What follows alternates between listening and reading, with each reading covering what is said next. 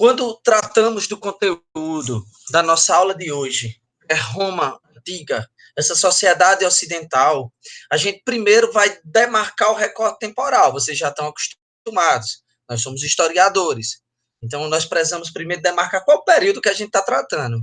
E quando a gente vai estudar Roma antiga, nós estamos falando de uma sociedade que existiu, se formou entre o século X a.C. e teve seu fim, sua decadência, para dar lugar a um outro modelo de sociedade, que é a sociedade medieval, lá no ano 476 depois de Cristo. Então a gente está indo do século X antes de Cristo até o século V depois de Cristo. É um tempo bem considerável, né? Então nós vamos selecionar desse período, dessa história da Roma antiga, elementos que contribuem para nós compreendermos algumas ideias, algumas experiências que nos influenciam enquanto sociedade hoje. Assim como a Grécia Antiga, com a filosofia, com a ideia de democracia, com as esculturas, com a filosofia política, com a filosofia pré-socrática, com a ideia de cidade, influenciou grande parte da nossa experiência até os dias atuais. A Roma antiga, ela vai nos influenciar com a ideia de patrimônio público, com a ideia de república, a ideia de coisa pública, a organização e a estruturação de administração de uma cidade, na cobrança de impostos, na administração política, num sistema judiciário. Então, nós temos uma grande influência, inclusive linguística, já que o português faz parte do conjunto de línguas de origem latina que se expandem pelo mundo a partir da expansão romana. Então, daí essa sociedade ser de grande importância para nós compreendermos alguns elementos das sociedades ocidentais até hoje. Então, qual é um outro ponto que a gente precisa compreender? Nós vamos, didaticamente, para poder compreender a história da Roma Antiga, nós vamos dividi-la em 3 momentos históricos, de acordo com a forma como Roma era administrada. A monarquia, que vai por volta do século 8 a.C. até o ano 509 a.C., até o século 6 a.C. Posteriormente, a república, que vai do século 6 a.C. até o século 1 a.C., mais especificamente o ano 27 a.C. E o império, que vai do século 1 a.C. até o século 5 depois de Cristo. Nós vamos dividir nessas 3 fases: monarquia, república e império. Tendo uma visão mais geral para vocês compreenderem, nós podemos dividir em a monarquia ligada à origem da sociedade romana, a república ligada à expansão territorial de Roma, quando ela deixa de ser uma cidade para virar um grande império territorial com colônias, e um império como o auge e a decadência, a crise de Roma. Saca? Então são esses os 3 períodos que nós vamos trabalhar quando nós tratamos de Roma antiga. Vamos começar pela monarquia. Certo? A monarquia vai do século 8 a.C. ao século 6 a.C.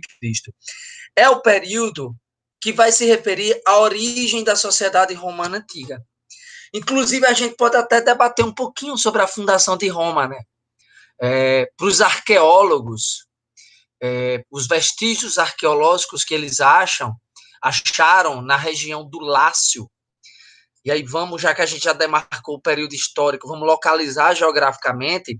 Olha aqui o mapa que eu coloquei para vocês, que é Roma no seu auge, vai ser todo esse território aqui, ó, que vai da Península Ibérica até a Síria, no Oriente, que vai do norte da África até onde hoje é a Inglaterra. Mas na origem, a sociedade romana vai surgir aqui na cidade de Roma, uma pequena comunidade rural cercada por muros, que fica na região do Lácio, que é essa região central aqui da Península Itálica, onde hoje é a Itália. E essa região, e os arqueólogos, eles apontam o ano 1000 como a origem dessa cidade, dessa sociedade, por volta do ano 1000, fundado por povos chamados de povos latinos, certo? Então, essa é a versão da arqueologia. Os romanos, eles vão construir uma própria versão para sua origem histórica. A gente, inclusive, estudou isso lá em Grécia, que é a ideia do mito de fundação. É como, em momentos históricos diferentes, as várias sociedades, elas criam versões sobre a sua origem. E aí a gente chama de mito de fundação. Qual é o mito de fundação dos romanos? Os romanos, eles contavam a história dos gêmeos Rômulo e Remo, que vai estar contido numa obra chamada Eneida, escrita pelo poeta Virgílio, onde Rômulo e Remo nascem, vai ter uma profecia de que eles vão se tornar rei. Então, o rei vai mandar colocá-los em cestos e soltar no rio para que eles morressem.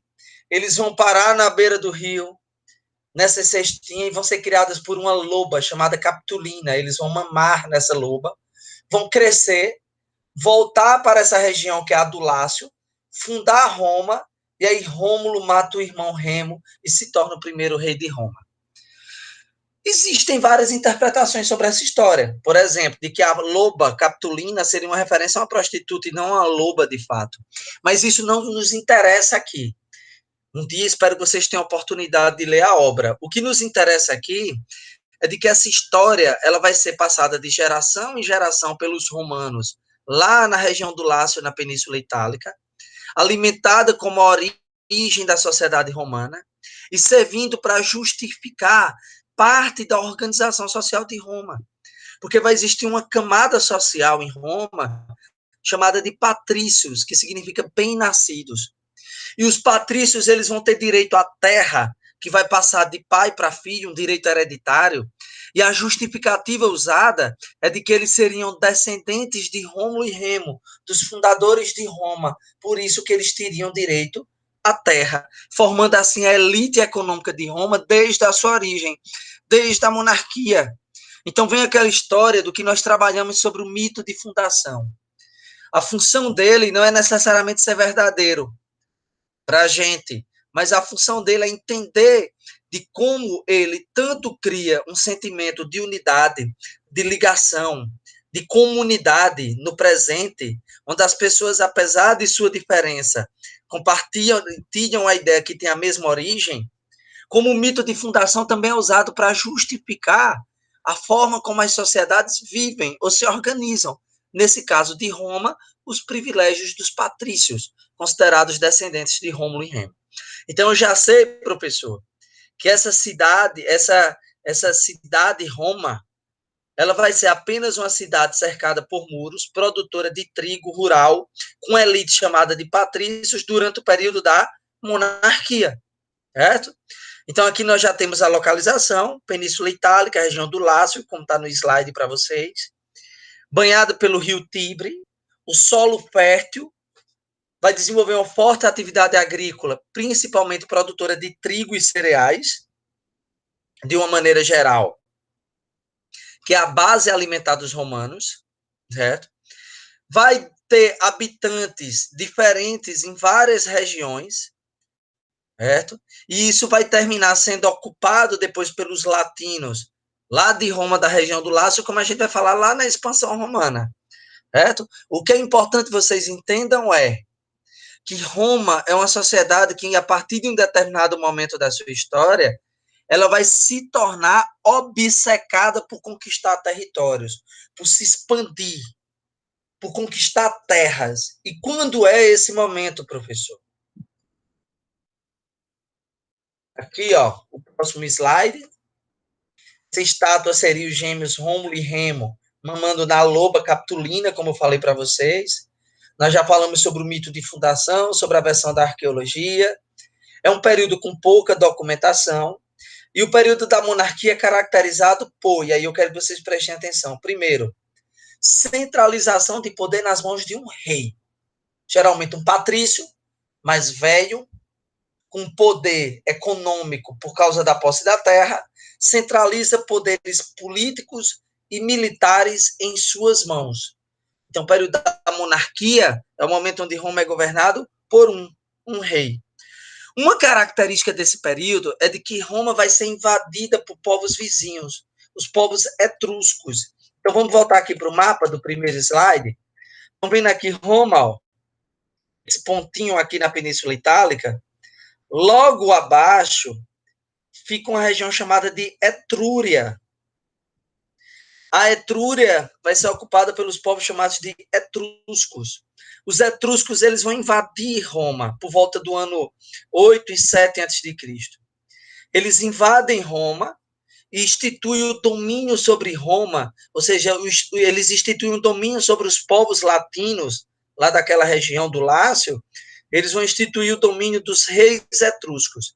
Então, Roma, na monarquia, em grande parte, ela é governada por reis estrangeiros, reis etruscos. Isso vai fazer com que eu saiba de que a monarquia é um período de grande tensão política em Roma. Uma tensão entre a elite rural, nascida em Roma, que se considerava descendente dos fundadores de Roma, que tinham direito natural à terra, de acordo com a cultura e a tradição deles, que eram os patrícios. Essa elite constantemente vai questionar ou viver uma tensão com o poder do rei, porque o rei é um estrangeiro, é um etrusco. Essa tensão vai durar até o fim da monarquia, quando os patrícios tomam o poder, expulsando o último rei etrusco, chamado de Tarquínio, o soberbo. E aí é interessante que quando os patrícios tomarem o poder de Tarquínio, lá no ano 509 a.C., vai ser o momento do fim da monarquia e início de uma nova fase, que é a república. Porém, eles expulsam o rei etrusco e, em seguida, invadem a Etrúria e começam sua expansão territorial. Um outro elemento importante é de que Roma, na sua origem, vai se parecer muito com aquela ideia do genus que a gente estudou lá na Grécia. Uma comunidade rural formada por um conjunto de fazendas produtoras de trigo e produtoras de azeite, onde o trabalho nessas propriedades é um trabalho ou familiar, mas principalmente um trabalho escravista ou de clientes. O que significa isso? Primeiro, o escravo em Roma, ele é muito semelhante ao escravo na Grécia Antiga, que a gente já estudou. Ou seja, são indivíduos que vão ser convertidos em escravos após serem derrotados em guerra, ou adquirir dívidas e não pagar essas dívidas, ou nascer filho de escravo, ou ser roubado em saques cometidos pelos guerreiros romanos, que vão viajar em determinadas épocas do ano, roubando pessoas para escravizar e roubando trigo em outras comunidades. É muito semelhante à Grécia Antiga. Uma outra mão de obra muito comum nesse momento da monarquia é o cliente. Quem é o cliente? É o agricultor que não tem terra, então ele vai trabalhar para o patrício em troca de um lugar para morar, de um pedacinho de terra para morar. É a relação de clientela. Ele trabalha para o patrício em troca de um favor, que é um lugar para morar. Essa relação de clientela, ela depois na história romana, ela se expande e ela vai dar origem a uma coisa muito mais ampla do que simplesmente uma relação de troca de trabalho por terra, que é a relação de clientelismo. É algo muito comum em Roma, onde a elite econômica ela vai criar como tradição nas suas relações sociais oferecer favores a grupos da sociedade para ter o apoio político desses grupos e poder ocupar cargos importantes em Roma, como de pretor, de questor, que a gente vai estudar mais na frente o que é, na nossa próxima aula. Essa relação de troca de favores. Eu lhe dou um favor e você me apoia. Vai ser chamada de clientelismo. Mas ela nasce dessa primeira relação do cliente, lá no campo, na sociedade rural, na monarquia, onde o agricultor trabalha em troca de um pedaço de terra. Beleza? É mais ou menos assim que funciona a monarquia. Uma outra característica da monarquia é a sua estrutura política. Por quê? Apesar do poder estar concentrado nas mãos do rei, que a gente já viu que em geral vai ser um rei estrangeiro, um rei etrusco, esse rei domina o poder de governar, de cobrar impostos, de aplicar impostos, de julgar quem comete crimes e o de governar os templos, poder religioso. Porém, o rei ele vai ter constantemente o seu poder limitado pelo Senado.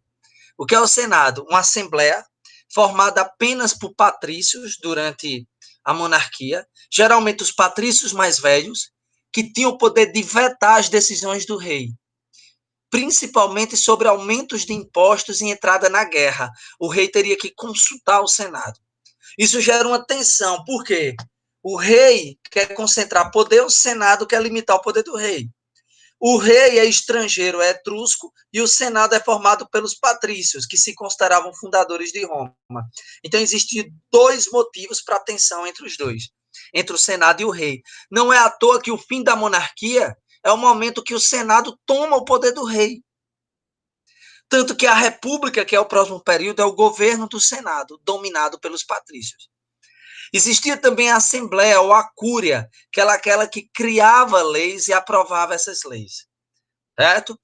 Durante a monarquia, a agricultura vai se tornar a principal atividade econômica romana, e a sociedade romana vai estar dividida nas seguintes camadas sociais, como vocês estão vendo na imagem do slide. Nós vamos ter uma minoria privilegiada, proprietário de terra, proprietário do chamado latifúndium. Latifúndio significa grande propriedade, grande extensão de terra. Ficava nas mãos dos patrícios, os considerados descendentes de Rômulo e Remo, que tinham o direito hereditário à terra, como a gente já falou. Consequentemente, eles dominavam o poder econômico e dominavam também o poder político. Né? Os clientes eram os camponeses livres que trabalhavam para os patrícios em troca de terra. Os plebeus eram camponeses e artesãos, macineiros, ferreiros, curtidores de couro, livres que viviam do comércio ou da agricultura, sem direitos políticos. Por quê? Durante a monarquia, o poder político está nas mãos dos patrícios no Senado e do rei, que é um etrusco. Os plebeus só vão começar a conquistar direitos políticos na República, e a gente vai ver isso mais à frente. E, por fim, os escravos, que são prisioneiros de guerra ou endividados. Quando chegar no ano 509 a.C., os patrícios conseguem expulsar o último rei etrusco e o Senado toma o poder, dando origem a uma nova fase da história romana, que é a República, que é o tema da nossa próxima aula.